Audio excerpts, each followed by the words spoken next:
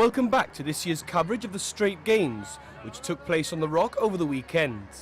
In part 1 we looked at day 1, and now let's see how those athletes participating on Saturday got on. There were over 10 events on offer, including both 5 and 7-a-side football, as well as adapted swimming. But first let's take a look at triathlon, which had one of the earliest starts of the day. As Richard mentioned, triathlon had an early start to its action at the Games. After the teams assembled at pitch 2 at the Bayside Complex, they headed out towards the northern end of Eastern Beach. Unfortunately, the sea proved too choppy for the youngsters, which saw the event turned into a duathlon. This would see 2 races, one for boys and one for girls, which would consist of a 1 kilometre run, a 5 kilometre bike ride and a further kilometre run around a circuit stretching the length of Eastern Beach Road. Gibraltar were joined in the competitive action by Algeciras, San Roque and Tarifa. Both races were hotly contested, but as with all sports over the 2 days, enjoyment was paramount. Back at the Bayside Sports Complex, canoeists from around the Campo area were having a whale of a time on the water. The visitors, who I'm told are used to taking the sport very seriously, joined Gibraltar's youngsters for fun and games throughout the day. During the morning session, all individuals were put into kayaks and were even given the chance to try out some very traditional looking canoes built for 3. To prove how unstable these crafts can be, one of them actually capsized whilst being launched onto the water with full crew on board.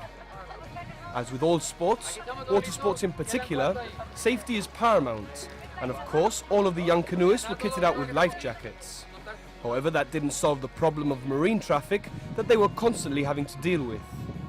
During a long day of fun and excitement on the water, I spoke to the organiser of the canoeing segment of this year's Games, Nigel Jeffries. I think it's going quite well. We've taken the Algeciras delegates and the Ceuta ones out of their comfort zones into something totally different to what they are used to paddling, and basically give them a taste of something different, and I think it's going quite well at the moment. And canoeing, with all respect to all the other sports, is one of the sports that really emphasises the fun and enjoyment of the Strait Games. I believe you've got some sort of a water fight, I believe, sort of prepared for this afternoon in the canoes. So it just emphasises the fact that the Strait Games are just about participation and enjoyment as opposed to competing. Well, that's it. I mean, we're trying to get the elements of both things. Obviously, a little bit of competition, and then obviously in the afternoon, more relaxed ambient, and then we're having a water balloon fight in the kayaks, in the canoes, and then obviously ending up with a good fight.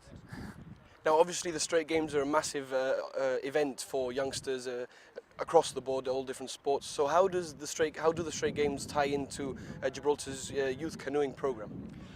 I think it goes in quite well. I mean, kids here mix quite well. They interact. They try and obviously language barriers for some of them, but they try and mix quite well. They enjoy it. It brings everyone out of their comfort zone, and having to mix with obviously the guys from Algeciras and Ceuta. So all in all, it's just about the enjoyment and fun and making sure that the kids really enjoy the sport. That's what it's all about, enjoyment. I mean, it's not a league, it's not a high-profile sporting event, or at least in terms of points and medals and things like that. But it's all about the fun today. Sailing again featured amongst the 20 sports on offer. The action took place off the western end of the runway. The dinghy sailing action saw the young sailors set off from the RGYC club inside the harbour during the early morning, with racing getting underway around lunchtime. Gibraltar on this occasion joined by Algeciras, La Linea and San Roque.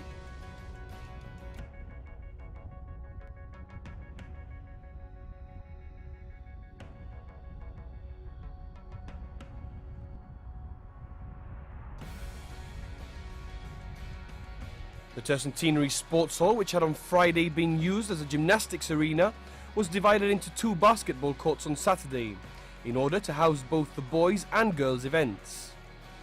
Basketball is always one of the most popular sports at these games, for both male and female participants, and this year was no different. It was one of just 5 sports on offer which enjoyed participation from all 7 cities involved in this year's games. The Strait Games always prove to be the culmination of the season-long mini basketball campaign in Gibraltar. Youngsters get selected not for being the best in the sport, but for being the most dedicated and showing the best enthusiasm during the season. Our boys were led by Pepe Bellaque, whilst the girls' team was coached by Caroline Roba. I spoke to both coaches about the occasion. Well, we've been practicing for the past couple of months now, and they were really looking forward to this day today. I think they're enjoying themselves, and it's just having fun and playing with other people from other countries. Now, obviously, these are the kids that have just recently come up or still involved in mini basketball.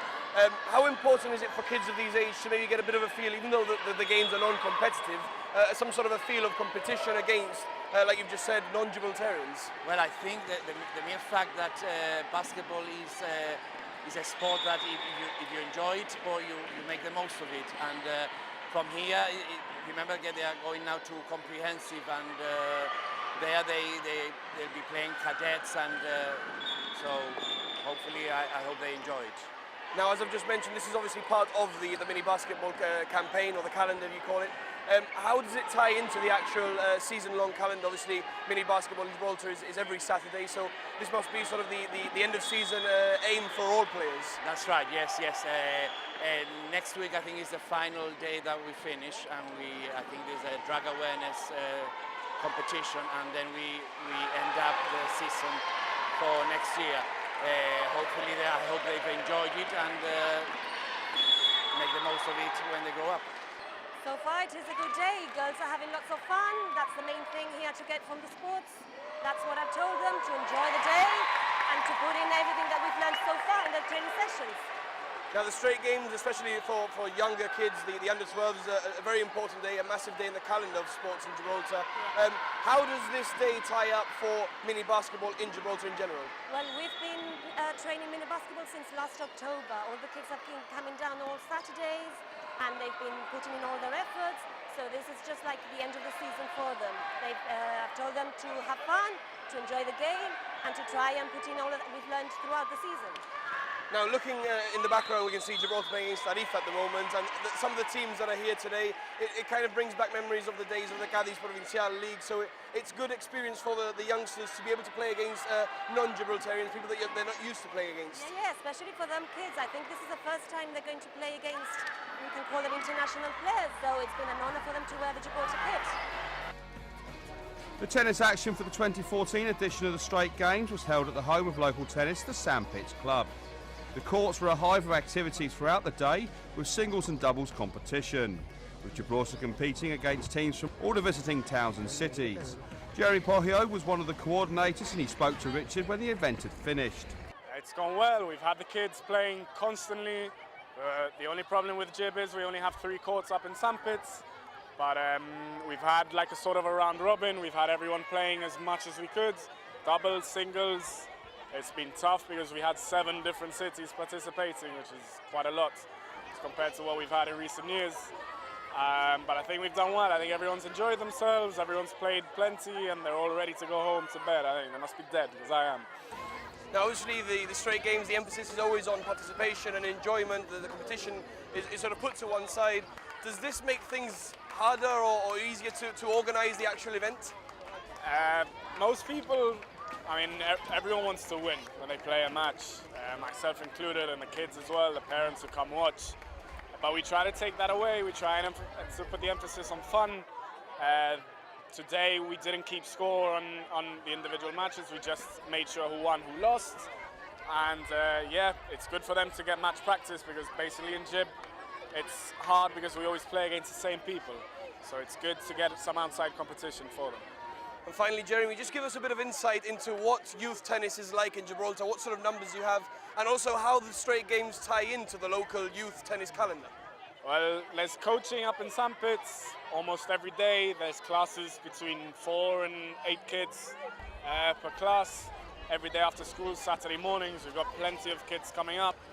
And it's good for them, as I said before, it's good for them to actually play some matches. Not only come training when they have to, but to come use the facilities in Sandpits, play matches not just between themselves, but to call up other friends, to see if now using the game, see if they can make friendships with people across the border, and see if we can get a few matches going on like that. The lanes were reintroduced at the GSLA swimming pool on Saturday after Friday's successful hosting of water polo. Swimming is another one of the 5 sports which enjoyed the involvement of all 7 participating cities, and it is also one of the 3 sports which each year are played by Special Olympic athletes. As always, there was a very extensive range of events for everyone in the pool. The 2-hour-long morning session included 14 races, with another 14 events after lunch. In total, there were 16 races for the middle school age range and 12 for the adapted swimmers. Events included all 4 strokes, as well as individual and team medleys, which are quite simply relays which include all 4 swimming strokes.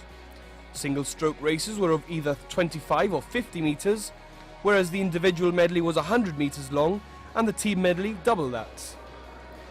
I was unable to speak to anyone at the pool throughout the very busy day, but I did manage to catch up with head coach Melissa Hollands, together with some of her swimmers, at the stadium just before the closing ceremony.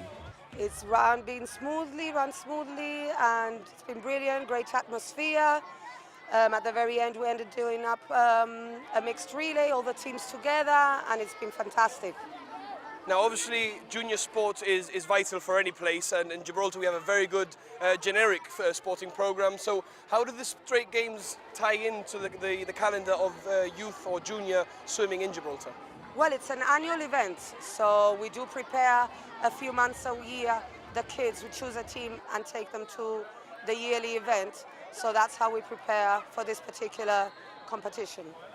And swimming is obviously one of the 2 sports, I guess you could say, which is mixed with the Special Olympics. Yeah. Does that add to the actual atmosphere in the pool? Oh yeah, it completely changes the atmosphere. That's, I think that's the way it should be. Everybody mixed together and just an experience and have fun. And of course, one final point, the main aim and the main objective of the Strait Games is enjoyment and participation, with competition really not playing a part at all in some cases. Well, yeah, that's been the case in the swimming pool. The kids have been talking to each other, like I've said before, in numerous years, and it's been a great team spirit. Yeah. Table tennis was another of the sports to feature all participating teams. The action took place at the Westside School gym, with Ray Murphy and Joe Martinez guiding their young charges through the games. After an exhausting day, Joe gave his thoughts of the competition and how the day had gone to our cameras. Well, they've had a great time. To be honest with you, it's been quite a fantastic atmosphere. They've all really enjoyed the event and really good spirits. All the teams taking part in the right frame of mind, and it's been a great day. Now, it must be a massive incentive for the youngsters who play table tennis in Gibraltar to be able to play games, although non-competitive, against people who they're not used to playing. Yeah, that's right. I mean, they've had a great day playing all these different teams. It's a very young team again, because we often have this problem that we create some players, but as you know, there's so many sports in Gibraltar that they keep on bouncing from one to another, and we tend to lose quite a few players. But the main thing is, a day like this, if all the kids are having a great time, that's the main aim of the whole exercise. And obviously, in the same way, practicing different sports and just trying out what they do and enjoying it, I think that's really the main thing. It's no secret that football is the biggest sport on the planet. Earlier on in the programme, we took a look at how Gibraltar's Special Olympic football squad fared against teams from La Línea, Tarifa, Ceuta and Algeciras on Friday. Now it's the turn of the youngsters, who had both 5 and 7-a-side forms of the game to choose from. The 5-a-side was being played inside the old sports hall, with the bleachers packed fuller than I've ever seen them before. At the same time, the 7-a-side game was being played outdoors, on pitch number 2 and on the northern half of the main pitch. Football being football, competitiveness can never be ruled out completely, and unfortunately things got very tense both indoors and out. On a more positive note, there was an exhibition 7-a-side game between 2 Gibraltar girls teams after other girls teams who were scheduled to attend pulled out. Throughout the day I got the views of 5-a-side coach Stephen Fortunato, 7-a-side coach Gianni Moreno, and head of the GFA ladies, Tracy Baglietto. Well, Tracy, as we can see behind you, Gibraltar's young female footballers taking part in the Strait Games for the first time ever, I believe. So, just tell us what the original plan was for today's Strait Games. Right, initially we were supposed to play against 1 or 2 teams from abroad, obviously Algeciras and another team. And then they actually dropped out. So we decided, just for the development side of Gibraltar, because football, to actually let them play well. So we thought, why not divide the actual squad into 2 teams and give them the chance to play. Now, as we just said, we can see behind you the Gibraltar playing against Gibraltar. Just is it a good indication of the numbers of young girls that are now getting involved in football in Gibraltar? Indeed it is. We've just, as you may be aware, we started our Triple XF project, and due to that we've really grown in numbers, and it's because of that we've been able to develop under 11 squad. And I'm assuming that from your behalf you'll be happy to see this sort of thing continue in obviously next year in La Linea and further years ahead, to just keep ladies or girls football involved in the Strait Games in its own right. Yeah, the aim is now to actually encourage other small nations to actually participate in Strait Games. If we can actually bring out two teams, I think they can also do that. It's been a very good day. Up to now, the kids are having fun. I mean, they're enjoying themselves, which is what all this is basically what it's all about. It's about enjoying themselves. And we've had a good match, actually. We were losing 2-0 and we came back to a 3-2, which made it for the boys. I mean, they're all excited and it boosted up their morale a lot. Now, futsal in Gibraltar is not a sport that is regularly played at a youth level. Of course, we've got the Unite futsal tournament once a year. But do you see this as maybe an incentive to start up futsal on a youth level? I think it will be, yes, definitely a great idea as an incentive to start the junior futsal in Gibraltar as well. And it's something good for the boys. Like you say, there's players from outside and there's players from inside. Once you get to a point, certain age, some kids, they no longer play outside. So bringing the futsal aboard maybe can give them an incentive into carry on playing the sport, which it's all about, it's carry on playing football. It's another option for the kids, basically. Well, the San Roque team, that's the first game. It was a hard game. They're a really good side, but we gave them a good game. I mean, our kids, we've only had them for a couple of days, you know. Thanks to people like Stephen Head and David O'Shell, the under-17 coaches. They've managed to train them a few days, because I myself have been away, but yeah, they've done quite well, yeah. Second game, well, because we played 2, not 1. Second game, we really pulled our socks up and we gave a good battle over to Algeciras, a 2-2 draw, yeah. Now, across the 2 days, yesterday, Friday and today, Saturday, from what I've seen, football is one of the very few sports that actually mixes boys and girls in some of the teams. Is that something that maybe you would endorse to other sports to look at? Well, I suppose it's something that it can be looked at. At our level in football, up to the age of 12, boys and girls can mix. You know, after that, girls, you know, they start growing, and boys, so they tend to be separated. But yeah, but it's something that I suppose other sports can achieve. And I mean, we've only got a limited amount of kids, so a mixture would be quite good, yeah. Now, as we all know, Gibraltar's football is massive here on the Rock, and the junior programme is very extensive. We had the finals day a couple of weeks ago. Yeah. So how does the Strait Games for the kids themselves, how does it tie into the rest of the programme for junior football in Gibraltar? Oh, well, it's a highlight for the kids, you know. They all want to play for Gibraltar, they all want to wear the shirt, and it's something they all look forward to at the end of the season. So. For the first time at the Strait Games, badminton featured, with Gibraltar able to give its youngsters the chance to play against players from the surrounding region. The action took place at the St Anne's School gym and saw La Linea, San Roque and Tarifa provide the opposition. It's also where GBA President Ivan Diarra was on hand to speak to us. It's been good. Obviously, it's the first time ever that there's badminton in the Strait Games since 1998. We've got 3 teams taking part: Gibraltar, San Roque and La Linea. A lot of badminton is played in this region of Spain, so you know it's quite nice that these teams have come over. We've just started with the first round of games. It's been very close between La Linea and San Roque. The Gibraltar girls have done really well. At the moment, they've won the first 5 matches. They're playing the 6th match at the moment. Now, we all know that badminton in Gibraltar has a very thorough and extensive junior programme. It extends into the middle schools as well. So how does this tie up with the whole programme? And I'm guessing it's sort of an incentive for the juniors to try and get picked for the squad. Absolutely, it ties in perfectly. Obviously, there's a lot of work being done at junior level in middle school badminton, especially by Mark Archer. And this is a bit of a culmination because all these middle school children taking part. I believe we've got quite a strong squad, both girls and boys. What they've been coached all year and training for, they put into practice today. Now, as you've just mentioned, this is the first time ever in the 17-year history of the games that badminton has taken part in the games. So, are you, like, speaking to the other towns and cities, is it looking like it's going to continue for the years to come, or is it just the one-off because it's in Gibraltar? No, I'm hoping that it does continue for years to come. Tarifa, we're going to send a team, but just have to pull out at the last moment. So hopefully they'll be around next time round. We have our senior players and our older juniors. They're in Alaurín today. They're actually playing a tournament in Spain. That's for the secondary school players. So obviously next year I believe it's in La Línea, the Strait Games, and they're here today. So hopefully it'll be continued at least for next year. We hope so. I still haven't had a chance to speak to the person in charge of La Línea badminton, but I will do a bit later on, and I encourage them to make sure the badminton is in the programme.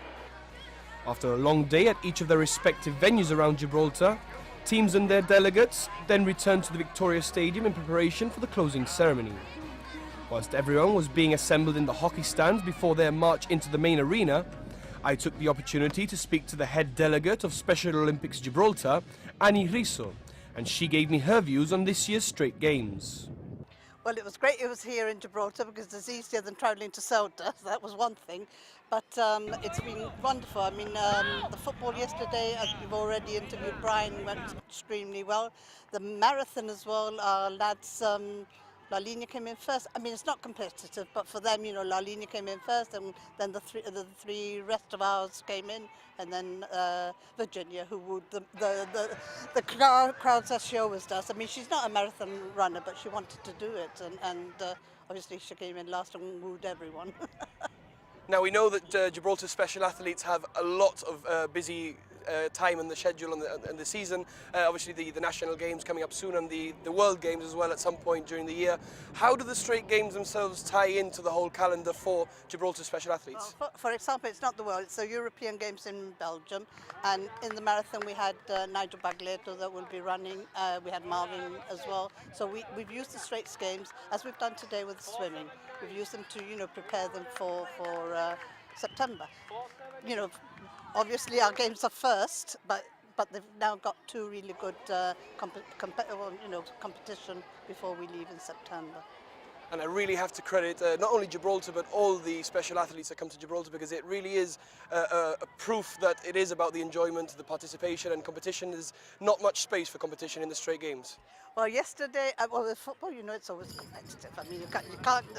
But yesterday we had all our teams, and we were waiting because we had quite a strenuous time in Ceuta last year, and it went so well. We had Leslie Askers giving out the medals, and I just said a few words. I said, "It's gone really well. I hope you've all enjoyed it. You've worked really well." And then one from La Línea said, "Verdad que sí? No habido problema." And it was so funny because it's what Leslie was saying, it's genuine, it's honest, it's competition and it's enjoyment. I was also able to pull the CEO of the GSLA, Joe Hernandez, away from the other delegates at the VIP gathering in the cafeteria, and began by asking him how he thought his last ever Strait Games had run. The feedback we are getting is very, very positive. The most important thing is that children have enjoyed themselves. We've seen very good examples of teams finishing playing and then they're getting together, the different teams, and playing other things. So the most important is the kids. And the feedback we're getting was good. The food was delivered on time. Today they went to the leisure center, they had a whale of the time, they had access to the ice rink, to the bowling, and a hot meal like is customary in these games. And the timings went well. So that was our main objective. The two ceremonies last night was fine. We had a little bit of a technical hitch, but these things happen. And let's hope that everything goes well tonight. Now, as you've just mentioned, obviously the emphasis is on the enjoyment, the participation, competition there's always some sort of competition, but it's tried to sort of block it out completely. And it's always, usually, it's quite successful in that front. Yes, results, sport is competitive by nature. And whoever wins knows they've won, and whoever hasn't won knows they haven't won. So, but we try to blunt that edge a little bit because, it can get over-competitive, especially at these ages. To be honest, I haven't really had the time. I've been running around visiting the venues to really put any emphasis on the results. But from what I'm getting, our teams fared well in all the sports. And that's the important thing. If you get thrashed, then you don't enjoy it. The idea is to have a balance between results, enjoyment, physical exercise, and friendship. And I think we've achieved it. And on another point, Joe, Gibraltar once again proving pioneers in these games. If I'm not mistaken, 2 sports that have actually been included for the first time this year. Yes, we always try to convince the other cities because we offer sports and it's up to them to accept them or not. We have to offer at least 10. If we only offer 10 and they say no to 1 or 2, then we've got a problem. So we offered over 20 and it was down to 20 that we had at least 3 cities participating. So it's good. And we always see it as a way of us showing them some sports like badminton, for example, this year, which is not normal in their spheres. And they've really welcomed it. And the children, I went over to see it was fantastic. So yes, we try to introduce a little bit of our own flavor, like they do when they do their own games. So it's just adding the flavor of the city that's hosting. Now, one comment that I've heard regularly over the weekend, Joe, is the fact that the facilities in Gibraltar, sporting facilities, are impeccable in comparison to what some towns have across the border. And that's obviously not just the Strait Games, but whenever we get visitors, sporting visitors to Gibraltar, it tends to be the general consensus. So does that make things slightly easier perhaps for Gibraltar when it's our turn to host the games? Definitely, having good quality and a good number of facilities helps tremendously, because one of the biggest headaches is how do we do 20 different sports with 1,500 children in just 2 days? So the fact that we have a few sports, not just one, football pitches, and we've got a junior football pitch, so we've got both pitches to use. We've got a tennis club, but we've also got our own tennis court, so we could use one or the other. Access to the school sports halls. That is a great plus and a great relief to us when it comes to the logistics of organizing the events. We are very fortunate in Gibraltar. People may not realize it. For the size of Gibraltar, we've got fantastic sports facilities, and even the number of sports facilities is something that a lot of people comment. How can you have so many sports facilities for the population of Gibraltar? It's just that we are sportsmad, and it's great. One final point, Joe, a question that I've been asking all of the Gibraltar's coaches today is how important do you think, and I'm asking you, how important do you think that the Strait Games are for any athlete, irrelevant of the sport, and the development especially? The fact that probably this is the first time most of these children have represented Gibraltar in a competition against people who are not Gibraltarians makes it extremely important, because that's their first step toward international sport.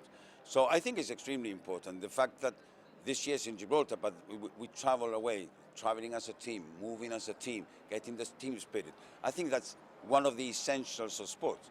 Learning how to travel, the discipline of traveling, and these games are proving a good stepping stone to a future. All that was left then was for the closing ceremony to take its course, and it was very similar and just as impressive as the previous day's opening ceremony.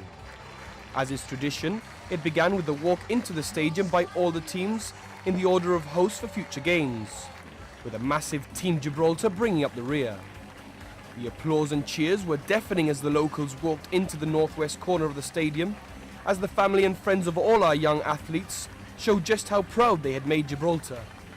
There was then a very colourful dance display by the girls from Urban Dance, before another short speech by the Minister for Sport, Stephen Linares, in which he congratulated and thanked the outgoing CEO of the Sports and Leisure Authority for being one of the pioneers of these games back in 1998. This was met by a very well-deserved standing ovation from the 1,500 or so spectators in the stands. It was then time for the lighthouse to be extinguished and the flag to be lowered before it was handed over to the Deputy Mayor of La Línea, Ángel Villar, as host of next year's games. It was then time for everyone to enjoy another spectacular laser and lights display, which again wowed the crowds. And so the curtains fell on the Strait Games once again, after a very successful and well-organised event for all. Next year it's our neighbours' turn to host the youngsters from around the campo, and I'm sure we'll all be looking forward to see what they will offer. From John, myself and the rest of the team up at GBC involved in bringing you this programme, Thanks for watching, and we hope you've enjoyed it.